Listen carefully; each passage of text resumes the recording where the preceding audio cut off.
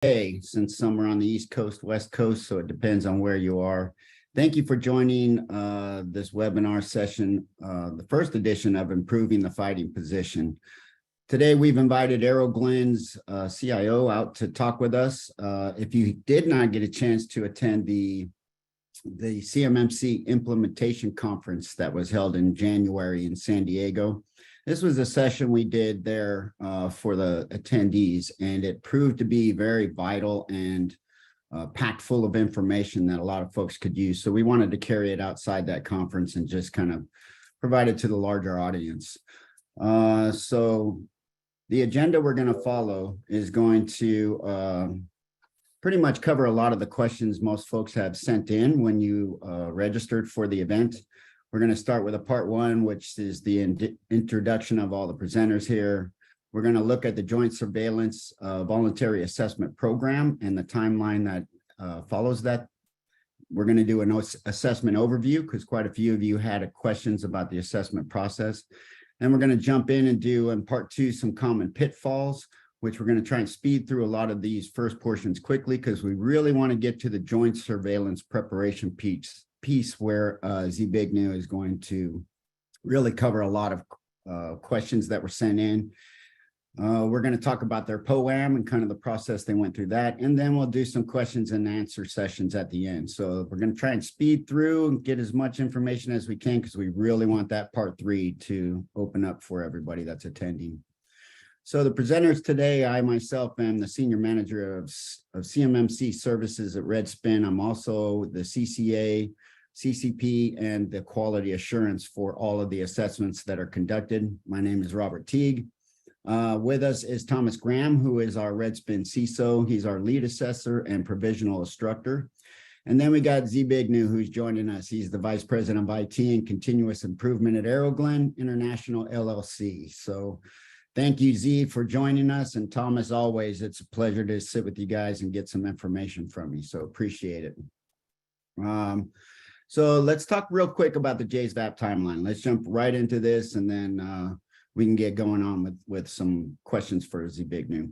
So the certifications really started around August of 22. In fact, Zbigniew and Aero-Glen were one of the first four that were picked by DIVCAC, which is the Defense Industrial Base Certification Assessment Center under the DCMA for the DoD. They were one of the first four that were contacted, and out of those first four, Aero-Glen was the first to successfully complete the assessments and thus receive 110 for their SPRS score and an attestation letter that will later change from a NIST 800-171 review to a CMMC Level 2 assessment certification document. The Joint Surveillance Program is the equivalent of a DIVCAC High certification. Basically, the C3PAO leads the sessions and DIVCAC joins in. With the lead assessor, they go down each domain, and at the end of each domain, they pause and give DIVCAC an opportunity to jump in if we missed anything or if they would like to see live demonstrations during the process. Mostly, though, they're pretty quiet sitting in the sessions. They're just kind of letting us do our thing because at the end of this, we're going to clean up our reports and send them to DIVCAC, and they're going to take all that data and populate it into the DIVCAC High program for them. The rulemaking phase is being really pushed to 2024. That is simply because of how extensive the rule is itself. It also involves CFR Rule 32. So because of how big this thing is, it looks like it's not going to be finished by 2023. So it's shifted into 2024. The good news is that the joint surveillance assessments are going to continue in that time frame. So you still have an opportunity to jump in ahead of the pack and get yourself certified. The DIVCAC team is joining the C3PAOs for the first few certifications, which they have done. They were present in Aero-Glen's, played a pretty active role with them. The second one that we did, which will be another webinar or a podcast more than likely, they didn't really play much role in there. They just kind of sat quiet and let us kind of do our thing. There are two different sessions that the DIVCAC will do outside of the C3PAOs, and that's diving deeper into 252.204-7012, the DFARS rule, particularly items C through G, which is your incident response piece. And then they're also going to dive a little bit deeper with the organization on the FIPS validated encryption. Those 2 sessions are outside of everything that Redspin or the C3PAO will do with the assessment. At the end, as I mentioned, we issue, providing there's no POAM, we issue the reports to the client, the organization seeking certification. And then we also give the attestation letter that they have passed and are still continued ability to bid on contracts. Once the DIBCAC is done, they will issue a DIBCAC high certificate and then notify the organization to put their score into the system. It is anticipated that these DIBCAC high certificates will be replaced with the CMMC certificates. That is currently written into the rule. But of course, during the public comment period, anything can be removed. So nobody will really guarantee that, but we are telling you that for sure, we will make sure that those that have passed the joint surveillance, whether it's in the rule or not, we will ensure that we get you covered so that you can get your certificate for a CMMC. Okay, with that, this is what the process kind of looks like. There's 4 phases, moving real quick. All the deliverables you see at the bottom are really what the C3PAO delivers via EMAS to the Department of Defense. Once each of those documents are uploaded, a checkbox is completed, and we are able to fill in the certificate, download it, and issue it to the organization. The phases run, as you can see there. Phase 1, which is the objective evidence review, is a week long. That's where we're reviewing policies, procedures, the system security plan or the SSP, network diagrams, and all the artifacts that the organization sends in. And correct me if I'm wrong, Z, but I think you guys had like 5 gigs of data or something with all the artifacts that you and your team provided for us. So there was a lot to review. Then once that first week is done, we'll roll into phase 2, which is the interview phase. That is where the lead assessor is going to operate through the domains, interviewing everybody that's kind of responsible for those particular areas. And then during that process, we're going to ask for some live demonstrations just to ensure that, the artifacts may be 6 months old. So we may want to see it live to ensure it's still in place. Once that is a week-long interview session, once that is complete, we roll into phase 3, which is the report writing phase. It typically takes our team about 1 to 2 weeks to clean up the report notes and get those over to DIBCAC. Once that's done, DIBCAC starts going through and moving a lot of that data into their collection sheets for the DIBCAC high. By the time the 2 weeks is completed at the end of phase 3, so now we're 4 weeks into the process, all of the documentation gets delivered to the organization from the C3PAO, us at Redspin, to include the attestation letter. If for some reason there are some gaps identified, then they are going to shift into phase 4, which is a 180-day POAM remediation phase. Now, this is important to note the difference between the CMMC assessments and the joint surveillance assessments.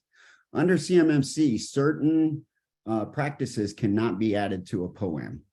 Example, FIPS 140-2 validated encryption. If we find that as a gap, that pretty much kills the assessment during a CMMC assessment.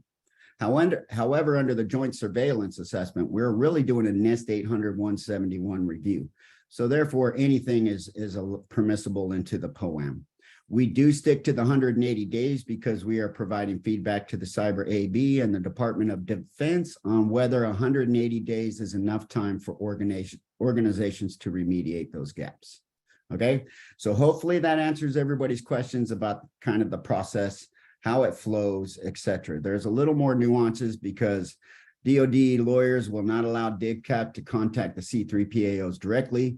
They're going to contact the organization seeking certification. In this case, it was ZBIGNU. ZBIGNU responded to them via email and included the C3PAO, which was us, Redspin. That's when the communications were allowed to open up, okay? Now we're going to go into some common pitfalls and really get to the piece that I think a lot of you are here for, which is to hear from Z. So common pitfalls that we've seen, and Thomas, you can jump in here anytime, is mostly in documentation. We find the documentation is not accurate, it's incomplete, or it's just non-existent. Some of the documents are not signed by executives, nor do they have review periods. because according to NIST 800-171, the minimum review you should be doing is annually. And so we like to see some kind of review sheet on your policies and your procedures to show when was the last date you reviewed it, who reviewed it, and then obviously a signature from the C-suite area. Again, the biggest pitfall we see is encryption with FIPS. Remember, it used to be FIPS 140-2 compliant encryption. Well, that has changed to validated, so it must be validated. So your firewalls, you need to contact your vendors to ensure the certificate states validated on it. There's other things that we've seen, which is folks waiting to prepare for CMMC. Do not recommend that. Always push the needle right and continue to meet your objectives and knock down those targets. So whether you've contacted a C3PAO or not, continue to move forward with your progress. One of the big things that's overlooked quite a bit, and it's not just from Z and his team, although I don't think they overlooked it, it was just something that we caught that they weren't really kind of aware of, which we'll get into with Z, is the printing capabilities. And this isn't so much for on-site as it is for those remote workers. So we'll get into that discussion. We see outdated application whitelists. And then the big controversy is commercial O365 versus the GCC version versus GCC high version if you're using Microsoft. And we're going to go into those because Thomas is going to give us kind of some insights on that. So hopefully you got a kind of a snapshot picture of what the joint surveillance assessment looks like, common pitfalls that we see. And now what we're going to do is bring Zbigniew in and get him off mute so you can hear his voice. And we're going to start asking some of the questions that you have submitted when you signed up for this webinar. But, Thomas and I have also included some of the questions that were asked during the conference, which were some great questions. And we felt you guys could more than likely benefit from those. So the preparation and getting in here with Zbigniew from the team. When did Aero-Glen first start looking at CMMC and start preparing for that? So we had kicked off our CMMC efforts middle of June in the summertime of 2020.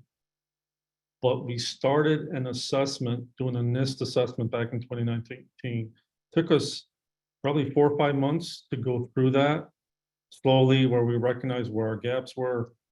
And before we formulated a plan and decided to do a focused kickoff roughly middle of 2020. So it took us 2+ years to get where we were.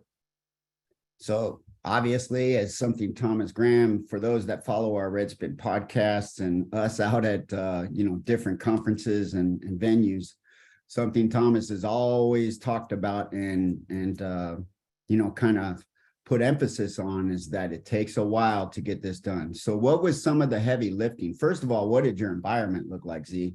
So there's a lot of folks that have just cloud on premises, which is like a data center, or they have a hybrid of both. What did yours look like? So we're a relatively small company, primarily on-prem based, although we do have cloud. Most people have some portion of that. Our CUI, fortunately, was all prem based. However, we do use a cloud service for sharing that CUI with partners. Okay. And so as you were prepping, obviously you kind of, after you did your initial assessment, had your own internal POAM that you were going to start working on. Did you bring anybody in to help you, or did you guys tackle this on your own? So when it came to implementation, I guess you got to think back to 2020. Not many folks out there knew or could spell CMMC, so we chose not to partner with someone for the implementation portion. We also internally debated on whether or not we should own it or outsource. Is it as simple as just find a NIST consultant and have them turn it over to them, or should we own it? We decided to own it. So the heavy lifting was done internally by us, a team of 4. Plus a lot of the support teams around quality operations, et cetera. We didn't bring in a third party until very close to audit time, and their focus was really on pre-assessment. So they helped us go through an audit or a mini audit prior to the joint surveillance sessions began. And that was roughly 2 months prior to the scheduled event. Okay. That event, I think it helped us, or coming out of that, what it really built for us was confidence. And that, I guess, maybe leading to the next question, of are we ready or not? Frankly, I thought we were ready much sooner than that. And back in 21, when we first engaged you guys and signed the agreement for the assessment, I thought we were ready. In hindsight, I don't think we were ready. You know, it took, fortunately, whatever the delays were related to DOD or releasing the green light to do the assessments, that gave us time to actually use what we built, live the systems, the processes, the procedures, et cetera, tune them, tweak them until we were comfortable with them. That's when the third party came in to do the assessment with, or the pre-assessment with us. And by the time we came out of that, we felt pretty confident going into the assessment as to where we stood. Yep. Now, so Aero-Glen, just for everybody's edification, Aero-Glen is a Texas-based organization out of Dallas. The team that they brought in to assist them just before the assessment itself was the TMAC, and that was Daryl Tippy, right? Daryl Tippy, right? They are part of NIST MEP. MEP stands for Manufacturer Something Program. Sorry, it's a national program. This was the Texas chapter of that program. They had folks that were familiar with NIST. They were folks that were familiar with audit and quality audits. So the knowledge and value they brought in was really testing us, or can we really prove what we claim we did? It was a great exercise for us. And so the great part of that for you bringing them in, first of all, the MEPs are in every state. I believe all 50 states have an MEP available for you to reach out to, for those of you listening. The other piece was that Daryl and his team, when they came in, so big kudos to them at TMAC, but when they came in, I think, if I remember right, during the SIC conference, you said you guys went through documentation like 4 different times, updating, revising, scratching, rebuilding, and et cetera, et cetera.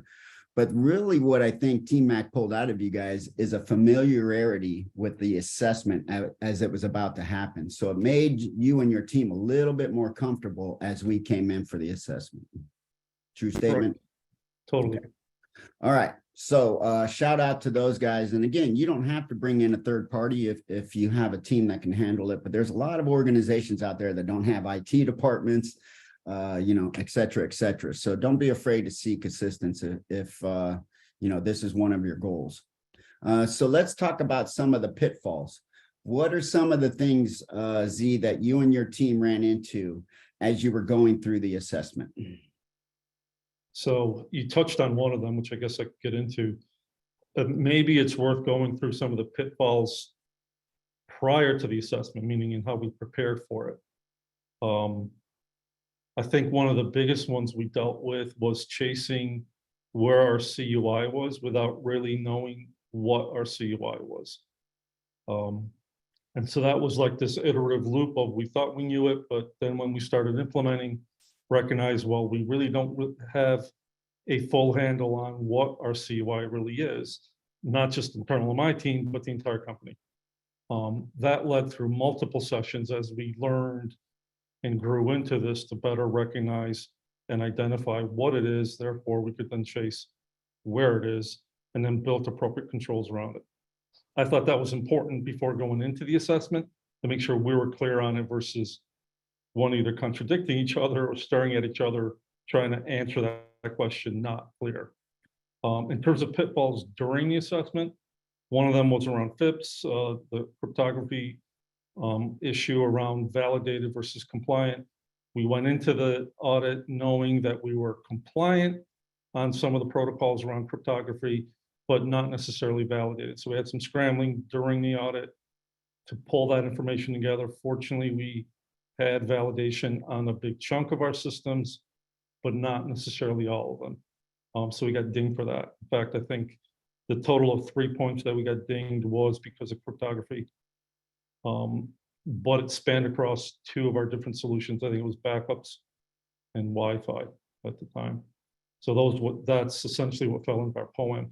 The other topic that came up was around printing, and Rob, you mentioned that.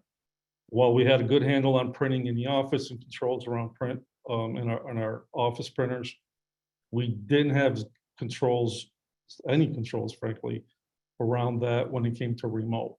If a user was authorized to access CUI and that user had a printer at home, they could print that at home, and we did not have the visibility or controls on whether or not they actually printed that document and where was the chain of custody around that document and all the controls related to that. So we had to scramble through that and work through that one.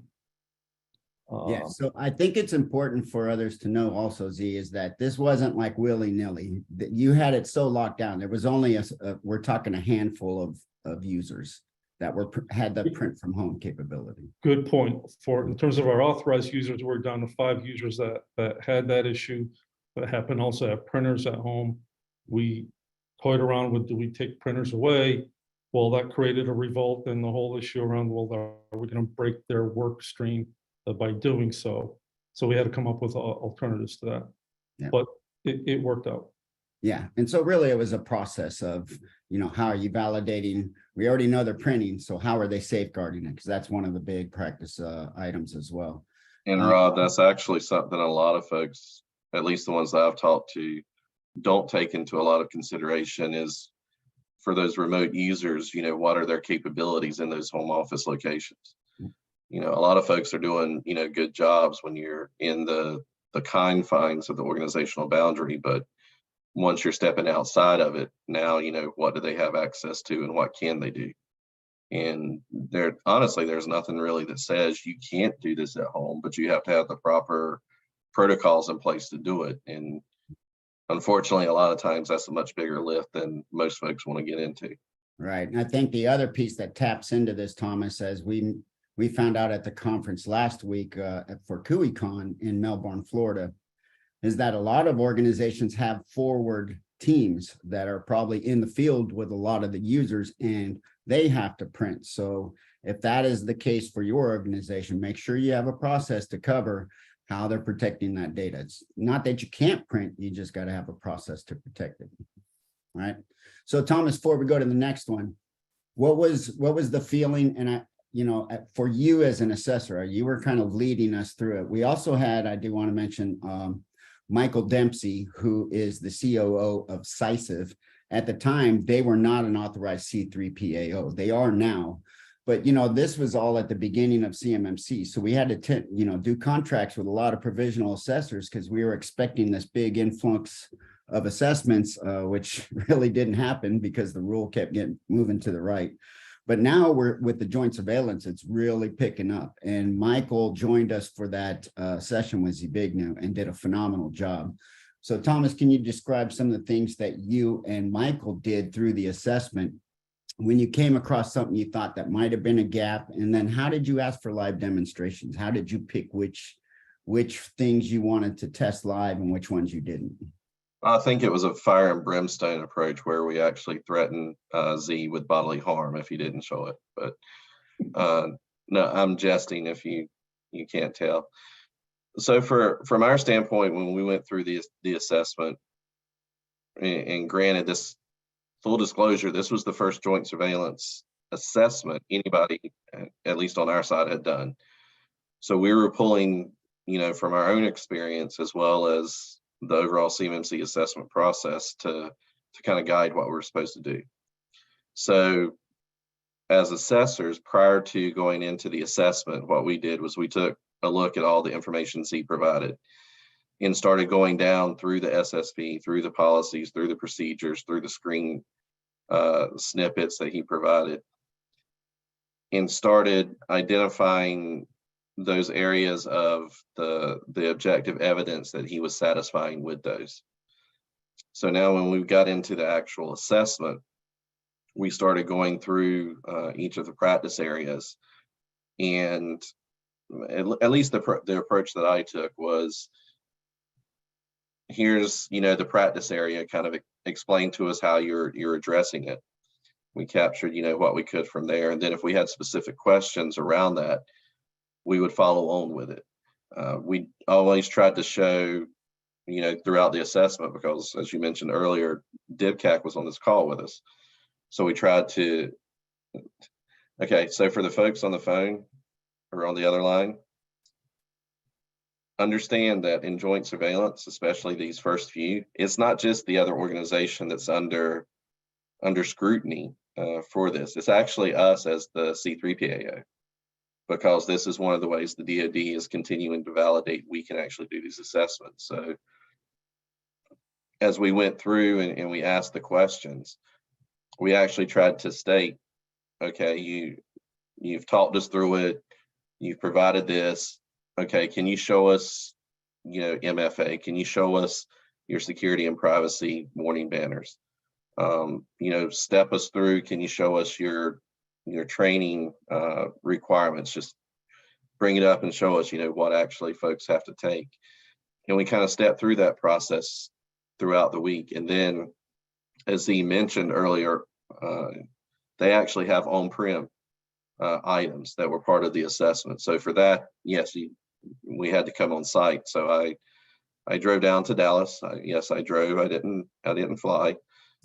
But when I was coming in, when you're looking at a facility especially from a physical security standpoint, you have to look both external as well as internal on how they're putting those preventions in place. So when I first got there that morning, I drove around the entire building. I was wanting to see, kind of the scope of what the facility was. And then we started talking through a lot of the physical items as we got into the actual practice areas and the objectives. And one of the things I can say about Z and his team is that when they were explaining it, they weren't just telling us what was in place. They were giving us the rationale behind it that kind of led them to make that decision. So that way we had a better understanding of their thought process.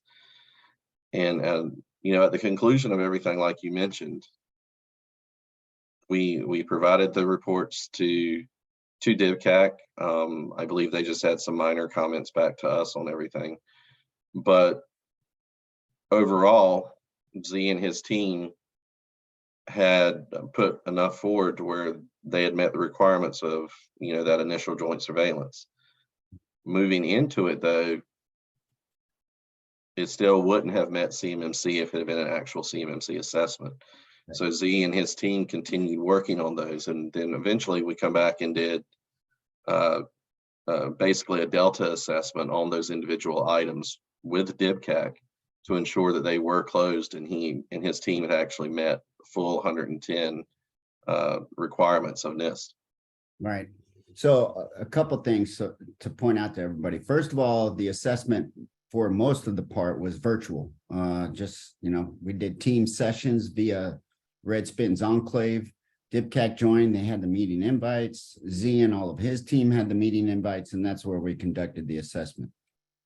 For the portion that was requiring the physical pieces, as Thomas mentioned, he just went down there because he lived closer than any of our other assessors. So he went down on site. As soon as they were done on site and Thomas left, we jumped right back into sessions where Michael Dempsey led us through to continue through the rest of the assessment process as Thomas was traveling.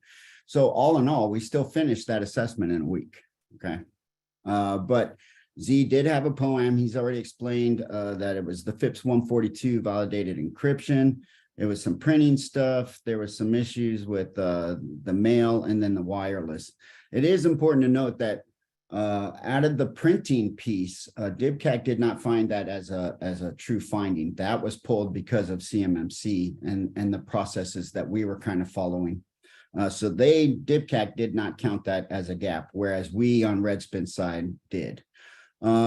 At the end of the assessment process, and as gaps were identified, I do want everybody to know that we made sure DIVCAC agreed, Redspin agreed, and that Z and his team had a say in it, because once we identified a gap, we wanted to kind of get this discussion just to pull out of the team to make sure there were no other things that they were doing to mitigate the risk. So it was very important that we had that conversation. As we mentioned earlier, the POAM phase is 180 days long, and we kind of maintained that So the question, obviously, we know how you remediated the gaps. You got the certificate updated from the vendor. You addressed all of the stuff that was identified, but you had 180 days, you and the Aero-Glen team. So what, first of all, when did you actually complete it? And then what was your process or your mindset as you were completing this poem? So we had finished the audit first week of September, I forget the exact date. And by the middle of December, so that would be 3 months later, we had the Delta assessment scheduled with you guys and DOD on a session to review our results. So 3 months in total is what it took. The biggest one in there that was identified, again, FIPS related, touched on our backup solution, which did not have the right certificate behind it and therefore was not validated. We basically had to throw out our backup solution and re-engineer a new approach. So that was the long pole in the tent. The other ones were fairly short. In fact, the printing issue, DIPCAC accepted an administrative control to address that issue. And they were okay with that. But for the others, we did have to replace technology. For the entire backup solution, that basically fell to a systems engineering process, following our procedures on how you do design, implications for security, your standard change control, change management, approvals, testing, validation, all of those things. Ironically, the longest portion of this was, and something you guys need to keep in mind, when you approach most vendors during your sourcing discussion and you ask what you think is the black and white question of, are you FIBS validated? During a sales cycle, you most likely get a yes, but none of them can back it up. Or very few can, and even ones that can, it takes them 30 days to work through their organization to pull something out to prove it. So make sure you account for that or accommodate for those cycles. And we went through one vendor almost to the finish line and they did not pass that. So we had to start from the beginning. So that's what took most of the time in going through that process. Okay. And just so everybody knows also, the assessment, we like during the interview phases, we joked around a lot. We tried to keep it light and airy because everybody hates audits and assessments, including us, even though that's what we do for a living. So we try to keep it low key as much as possible. And you know what, that's worth mentioning, because going into this audit, knowing we were one of the early ones to get signed up for this, you guys were going through this for the first time. DIPCAC certainly done their fair share of these, but not in a joint surveillance type of environment. We didn't know what to expect. I didn't know how intense this was going to be or how easy or whatnot. We were certainly expecting kind of the worst case scenario. For those on this session, it was a full 5-day, essentially 8 to 5 every day. Get on a video session or a team session that in this case Redspin hosted, and go through control by control. I think there was a total of 5 folks, 2 from DIPCAC, 3 from Redspin, plus my team that was on the phone, and you're just getting peppered by questions. You guys may not have felt like you were peppering us, but when you're on this side, you're getting hammered from 5 different angles with whether that's DIPCAC's point of view or Redspin's. So that was fairly intense. Day 1 was tough. The other part around remediation that you mentioned, while we had POAM items that we had to resolve after the audit, you guys were really good, and so was DIPCAC, on allowing us to address, call them minor discrepancies in documentation or things that weren't consistent with whether the evidence displayed versus the procedure of the policy, things that we could turn around overnight and provide you an update on the next morning as part of the in-briefs to close those items out. So you guys were really good at that. And that certainly kept us busy as we were going through it and kept this thing down to a minimal number of actual POAM items. So that was very good. Awesome. And so Z, what is your guys' plan now that you are you're DIPCAC high certified? The intent, again, when the rule is final, this will automatically convert to a CMMC level 2 certificate. What is your plan on maintaining this compliance over the course of that period until your next assessment? So after we finished the Delta assessment and we had our quick kind of final celebratory huddle, we all kind of discussed with exactly that question: how are we going to maintain this? And we all agreed that what we built for the team that's involved with these things on a day-to-day basis, they had recognized over time that what we had actually provided to meet compliance actually made our day easier when it came to integrating of tickets, procedures, documentation, all of what the compliance requirements were. The processes embedded that into their day-to-day. So everyone around the table nodded with, this is not going to be a moaning and groaning event of I have to maintain this. It's just more of a, it's part of our DNA. This is how we're going to work now. So it was an excellent, at least for me, validation that when we built it, we didn't build it with band-aids to get through an audit, but to something that's sustainable. Yeah. So And I think that's really where you want to aim for, is something that you can live with going forward and not worry about for the next audit. and you know, to emphasize, I think that was when we talked at the conference with this, that was your emphasis of why you wanted to keep it in-house, because you wanted your team to operate and work through the widgets of the configurations. And it's important to also highlight that during the assessment, because I say this every time I talk about Aero-Glen, all their admins demonstrated what looked like muscle memory. You know, was that on every device? No, because sometimes the vendors change where you got to find stuff. So there was some they had to dig in to find, but for the most part, when we asked for a live demo, it was click, click, click, click, click, and it was there. And, you know, they're screen sharing at the time. So we're seeing as they're flipping through the menus, but they were just nonstop of getting the questions from all angles, and they were able to address it. So that was very, very impressive. All right. So as we get in here, we're going to get ready to go into some of the live questions. What we have here are some of the questions that you have submitted when you signed up for this session. And then if we finish early enough, which we should, we'll have Jenny jump back in and read out some of the questions if you have any right now during this webinar. So please, if you have some other questions that you've heard us talk about and need some clarification, please submit a question there and Jenny will bring it up for us. So first off, any lessons learned, Z? Anything that you can say, man, looking back at this, I wish I would have done it different.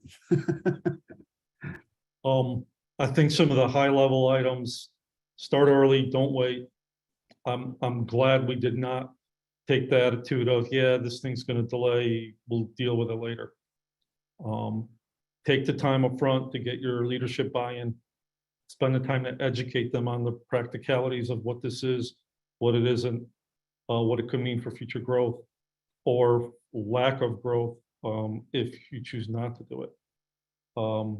Probably the other one is take the time to get a handle on what your COI is and start making plans around that as you go to implement controls or technologies. With that in mind, your life will be a lot easier. Now, the other thing, to point out, and you kind of hit on it, Z, was something Dr. Graham Thomas and I always talk about too, is getting buy-in from the top down. So if I remember correctly from the conference in San Diego, you said, you know, the CEO of Aero-Glen sat you down and said, this is what we need. And you said, hey, if we're doing this, I need full carte blanche, you know, support and across the organization. And that's really what you got, which I think to me seems like a big key that helped you guys succeed. I'm glad you kind of brought that up, because while we were doing it, I somewhat took that for granted, that I had the CEO's buy-in and support and kind of the get out of the way and let us get it done, and the full support behind it. As we went through that conference and talking to people offline, I recognized not everyone's in that boat. So I know that's not an easy challenge to get your buy-in, but I would suggest you spend time with the leadership one-on-one in sessions and just educate them on what this is and where your challenges are going to be. Get them to appreciate it. So we had a question from somebody. How much, and obviously we're just going to talk ballparks here. So how much, from this, when you first started preparing all the way to the end of the assessment, about how much do you think Aero-Glen spent overall in the preparation of this thing? All right, so we didn't have any consulting fees in here for implementation. So that may be a relatively low number compared to others, but add up 2 years worth of labor for a team of 4, roughly 80+% of their time dedicated to it. Labor, probably the biggest component of this, the technology, not so much. Partially because we've had some of that technology already in place, and most of the technologies purchased were not CapEx expenses. They were more expense items, subscription related items that deal with on a month-to-month basis. So the day one outlay wasn't significant. Over years, it can add up, right? But you just do the math on that 2 years worth of labor, probably another half that plus on technology. And you're in the ballpark. And this is for a company with 100 people. That's a great point, that you're a small business. Right. And that's the other reason it was so impressive that you guys got through and tackled that POAM in 60 days rather than the 180, or I'm sorry, 90 days rather than the 180. Right, right. Because you're a small company, that's a heavy lift for anybody that's that size or smaller. So keep that in mind. It just takes dedication, proper planning for budgeting, et cetera, et cetera. So we've kind of addressed the other questions. We talked about how many artifacts Aero-Glen submitted to us for review. We talked a little bit about the live demonstrations. I mean, I think it seemed like every other practice we were grabbing a live demonstration. And I think that was because it was the first assessment. So again, as Thomas mentioned, we're trying to prove or show to DIBCAC that we do know what we're doing as assessors, as a C3PAO. So we've kind of backed off a little bit of how much Z Bignew and his team had to go through, but it was significant, right? So before we get into your questions, I want Thomas Graham, if you don't mind, quickly talk us through what the difference is between Office 365 Commercial, GCC, and GCC High, how all three of those play into CMMC and the CUI data, FCI data, et cetera, et cetera. All right. So I am going to quantify this, Rob, by saying this information isn't coming from me. This is taken directly from Microsoft's own information. In a nutshell, commercial O365 isn't going to satisfy CMMC requirements for the storage, processing, or transmitting of CUI. The reason being, and honestly, without going into too many weeds on it, is that they cannot, even though there's the FedRAMP component there, they cannot assure that the confidentiality of CUI is maintained in accordance with the requirements of DFARS and NIST 800-171. When you go and you start looking at the various versions, the first version that actually meets all the requirements, and Microsoft says that it'll meet the requirements, including the protection of CUI, is the GCC High version. And that's one of the reasons why, which a lot of folks probably don't know this, prior to 2021, the GCC High version wasn't available for anybody that didn't have a current DoD contract. We were honestly, I think, one of the first folks that were trying to knock down that wall, so organizations like ourselves could utilize the technology. But that comes directly from Microsoft. That's not us saying anything. And yes, O365 is moderate. I've had those conversations with other folks before. Yes, FedRAMP moderate, I got you. However, it's like I said, they can ensure the protection of the CUI at that level by their own attestation. And because of that, that's why if you're using that technology, you have to go GCC High, or, essentially you're kind of rolling the dice. You're on mute, Rob. Sorry. The infamous mute button. Yeah, so this is mainly for those that are dealing with CUI, that the GCC high environment under Microsoft. There's still Google that's out there, AWS, others, but you need that that assurance that CUI data is protected when you're utilizing that enclave or that service. All right. So with that, Jenny, I guess if you don't mind, let's open it up. We've got about 15 minutes left. If there are no questions from the attendees, then we'll just keep going in conversation and dig some more out of Z. Yeah, we've got some great questions, and I'm going to go ahead and ask them all in order that they came in. And if you guys have already addressed them, just let me know and I'll move on to the next one. I've been kind of fielding them as you guys were talking. So first question is, do you have any ideas when NIST 800-171 R3 will be finalized, and and will that affect the JSVP? Great question, Thomas. We'll give you that one because you're always talking about it. Oh, yeah. So per information, as of October of last year, Rob and I were actually in attendance when a representative of NIST was speaking. And their target is to have the draft version of NIST 800-171 Rev 3 out around hopefully the May-June timeframe of this year. And then, of course, if you're familiar with NIST publications, it'll be in draft status for a while. Give folks, some more time to provide comments, and then at the end of that is when that'll go final. So with that timeline, will it affect joint surveillance? The best way I can answer that question is it only depends on how long joint surveillance is out there. Because once the rulemaking is complete and the final rule is out, then CMMC takes full effect. Joint surveillance should go away, and then at that point in time, just like with every other program, there'll be changes over time. I mean, for a long time we were all working off of NIST 853 Rev 4. They come out with Rev 5. Everybody had to make adjustments. Similar process here. If your question is really around what are going to be the changes, I can tell you what was shared with us was the largest amount of comments they received were around the NFO comments or the NFO items in Appendix E of NIST 800-171.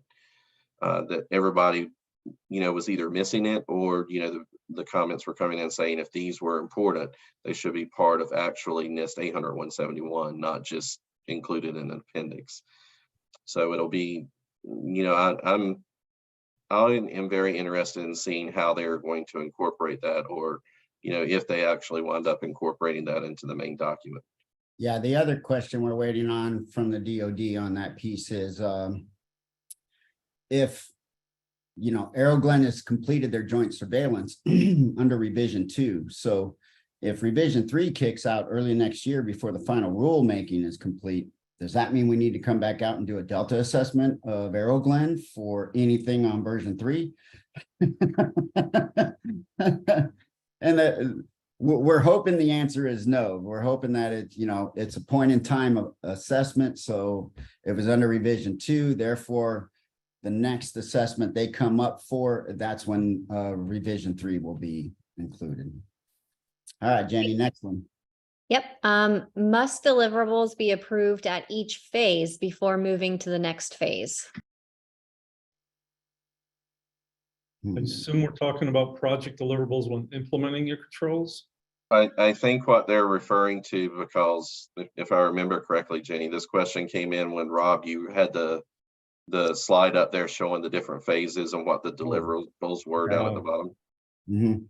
Yeah, so the deliverables that the C3PAOs manage, one is the intake form. So first of all, none of these forms are available yet because the CAP's not approved. The rulemaking has to be complete before the certification assessment process document, or the CMMC assessment process, is complete. That's the main document we assessors need to conduct the assessments. The other piece is the assessment plan. Again, that template is not available for us yet. It's got to be approved by the DoD. These are documents that we, the lead, the C3PAO and the lead assessor fill out with the organization's POC or their sponsor. Those, once they're filled out, get updated and sent in. The intake form should not change, but the assessment plan as we shift through phases 1, 2, and 3 should change depending on some of the things that happen through the assessment.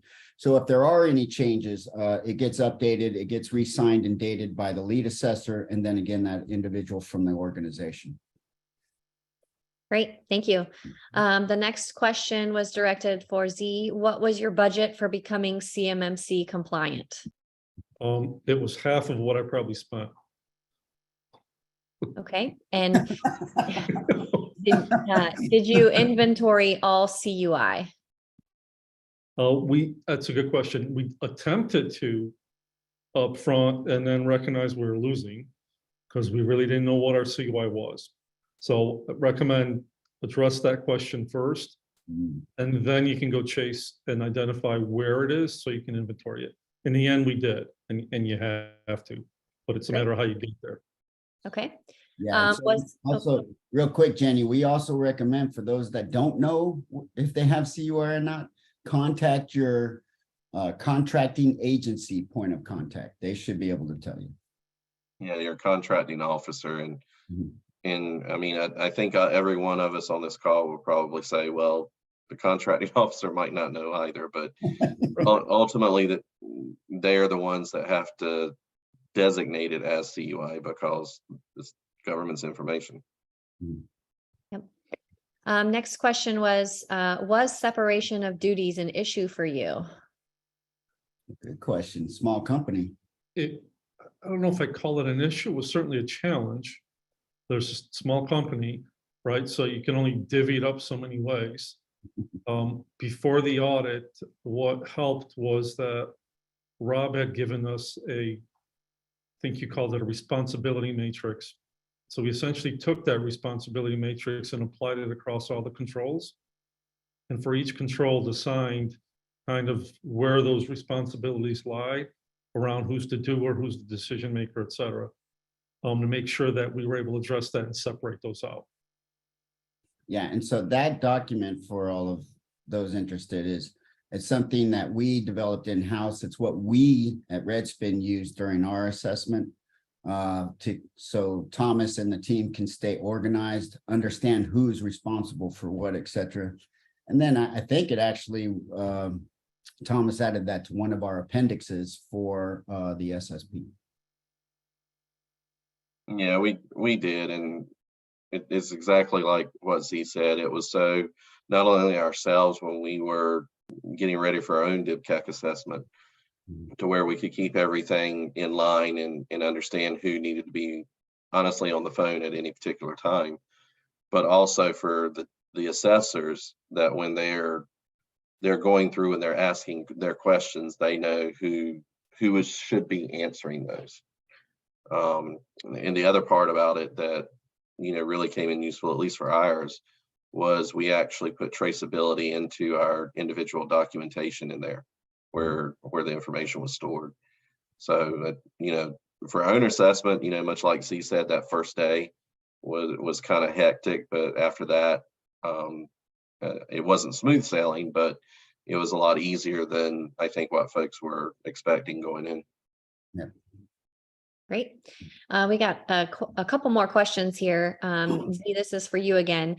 How did you manage the work from home risks? And they get examples. They gave local storage resources, printing, security of the home Wi-Fi, removable media, et cetera. Well, that's probably a half-hour discussion in detail, but to give you a feel for how we addressed it, we didn't treat a home user different than an office user in terms of our policies. What I mean by that is policies of laptops or desktops, for example, when it came to local storage, all of them had encryption enabled. So they were all BitLocker enabled.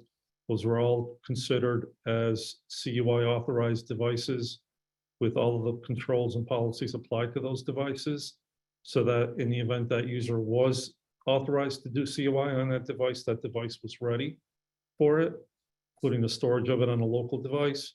When it came to removable media, our policies were none allowed. So ports are disabled. Users can't do local storage on USB sticks or any other media of that nature. And that's just disabled. In the case of our home users, the design of our systems, because it is on-prem, it is network intensive. Our users actually VM into or use VDI solutions on premise to actually do their work on our systems, so that PC at the local level of the home is really just a thin client. Great, thank you. The next question we have, what percentage of practices did you cover with interview or tests? Well, we touched every practice during the assessment. And you guys jump in. I'd say you guys tested every one of them, I thought, but Yeah, so when we walked through, we tried to hit, honestly, as many of them as we could under those three areas. So, and this is the reason, you know, why we do that is, as assessors, often we're viewed as being the bad guys, the ones that are coming in, you know, trying to find your holes, your flaws. At least when I go into assessment, I am trying to give you every chance to show me that you are actually doing something. Mm-hmm. So under CMMC, for each of the objectives, you have to have at least one piece of evidence. At least one piece of evidence. That doesn't mean that assessors aren't going to ask for more. So if you remember earlier when I was talking, when we, you know, during phase one, going through the documentation, well, that's part of examine. Now, when we're in the interview session, and I said, Z, you know, or whoever from your team was responding at that point in time, please walk me through what you guys are doing. And that gave you the chance to actually provide the interview criteria for that particular area. And then for the test section, you know, I don't think it was everything that, you know, we asked you to fully test, but there was a lot of screen sharing that said, okay, you know, you showed us where you had this configured via screenshot. Can you just bring it up in live view so we can confirm? And, you know, with doing that, it gave you guys, you know, as much ability as we could give you to actually show us that you were meeting the requirements. Maybe something worth adding to that on the evidence and the objectives for each of those controls. If you add up all the objectives, I think it reaches 350 or so. 320. There you go. And I know Rob joked about us providing the 5 gig of data. It wasn't that much, but there was certainly, I think, one document per objective, if not more, depending on the actual control. So in total, we submitted 300 plus documents before the assessment began.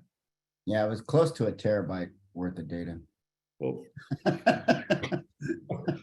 All right, gentlemen, we got one more, time for one more. Okay, and I will just quickly note that if we don't address your questions live, you know, we can follow up with you after the close of the webinar. But the last question, did the OSC generate and mark any CUI in addition to receiving CUI from the government customer? Good. Okay, good question. We do not generate our own CUI, no engineering drawings, although we handle engineering drawings and receive them from our customers. Today, I have yet to see a document received from either the government or one of the primes that is properly marked CUI with the right CUI nomenclature or syntax.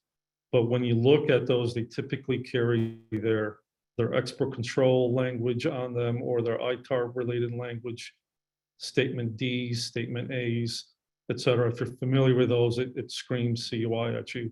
But none of them actually have the proper CUI label / technical or anything like that on them that I've seen to date. Yeah, and the DoD is aware of this, so they're working through those issues to get the training across the force, et cetera, et cetera.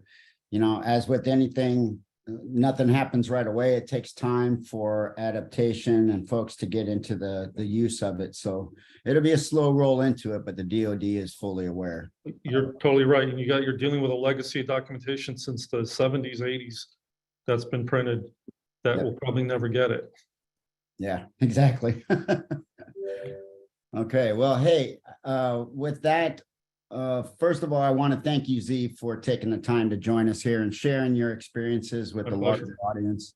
I mean, again, kudos to the Aero-Glen team, the TMAC team, and Daryl Tippy and his folks, all those that kind of assisted Aero-Glen in getting along. Thank you to Michael Dempsey, who assisted us from CISIV on this assessment as an instructor. I mean, one of the assessors.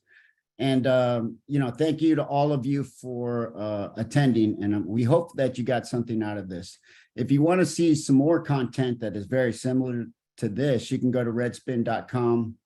Thomas and I have a bunch of podcasts out there. There's blogs, there's white papers, a lot of information, free information for you to go out and take a look at. And we really do this to assist you on your journey to help you prepare. So with that, I will shut my mouth. Thank you all again. We appreciate your time and energy. Best of luck to you on your CMMC journey.